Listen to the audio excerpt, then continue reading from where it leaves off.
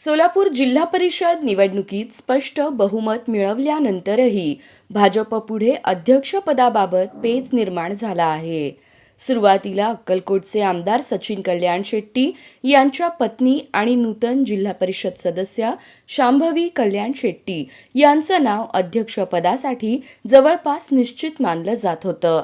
मात्र शांभवी कल्याण शेट्टी यांनी स्वतःहून या पदासाठी इच्छुक नसल्याचं स्पष्ट केल्यानं राजकीय चर्चांना उधाण आलं आहे. शांभवी कल्याण शेट्टी यांनी अध्यक्षपद नाकारताना आपणास प्रशासकीय बाबींचा अनुभव नसल्याचे कारण पुढे केले आहे.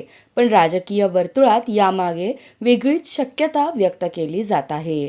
मिळालेल्या माहितीनुसार मुख्यमंत्री देवेंद्र फडणवीस लवकरच मंत्रिमंडळामध्ये नव्या आमदारांचा समावेश करण्याच्या तयारीत असल्याची चर्चा आहे.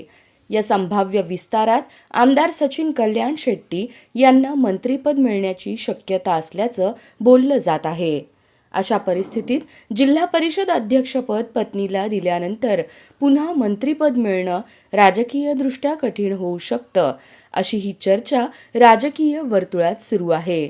त्यामुळेच पुढील राजकीय समीकरण लक्षात घेऊन शांभवी कल्याण शेट्टी यांनी अध्यक्षपदाचा प्रस्ताव नाकारल्याची शक्यता व्यक्त केली जात आहे.